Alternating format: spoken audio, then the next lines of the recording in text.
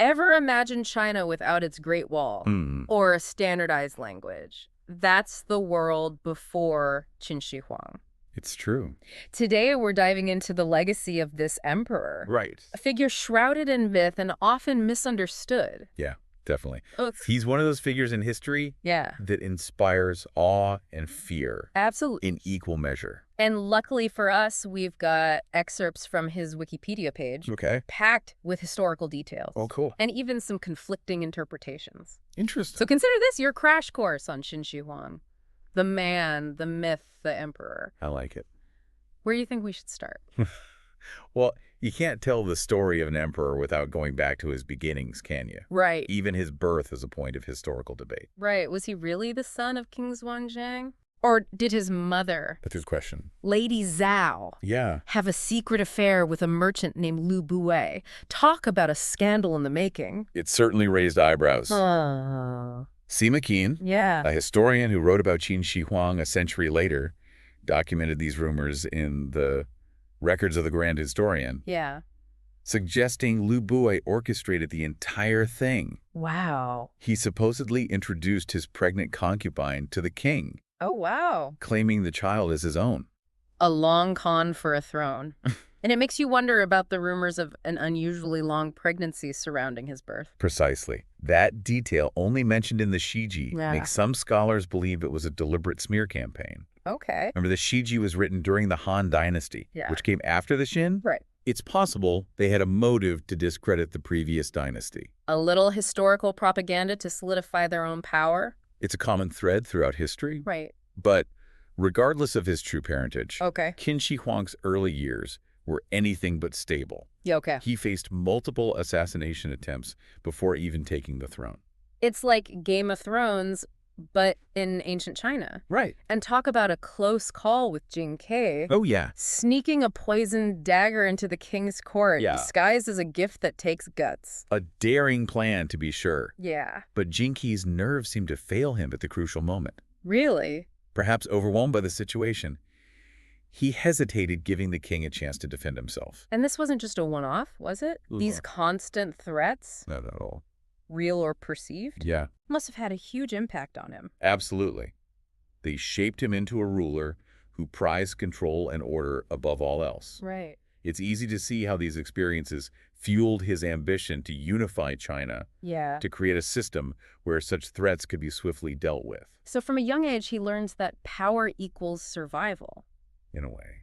This sets the scene for some pretty drastic changes once he actually takes the reins. Oh, yeah, for sure. But before we get into how he transformed China, let's delve a bit deeper into the impact of these assassination attempts. Okay. Imagine the psychological toll, Yeah. the constant fear. Right. Do you think it's what pushed him towards such a firm belief in legalism? It's certainly possible. Okay. Legalism, with its emphasis on strict laws, obedience, and a powerful state, may have appealed to someone who craved order and control. It's a fascinating question to consider. Did Qin Shi Huang choose legalism? Or did legalism choose him? Perhaps it was a bit of both. Yeah, that's a really good question. It's interesting you bring up the psychological aspect because for Qin Shi Huang, unifying China wasn't just about conquering territories. Right. It was about conquering minds. Wow.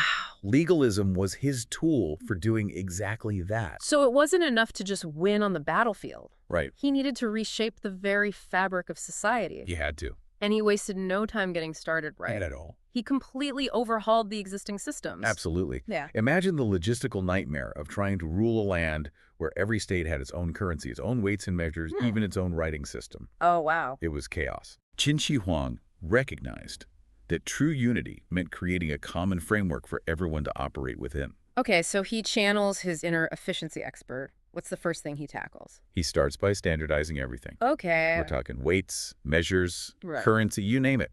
This was huge for trade. Imagine suddenly merchants could do business across the entire empire without these constant conversions and confusion. Right.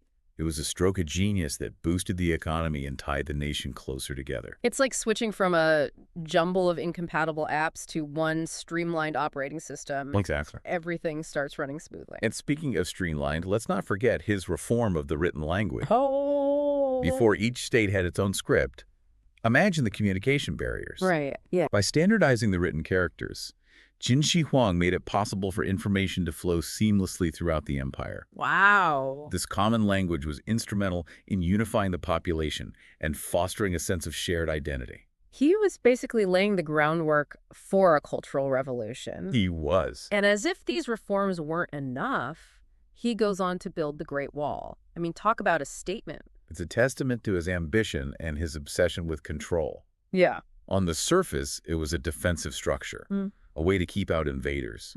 But symbolically, it drew a stark line between the order he had created within his empire and the perceived chaos of the outside world. It was as much about sending a message as it was about defense.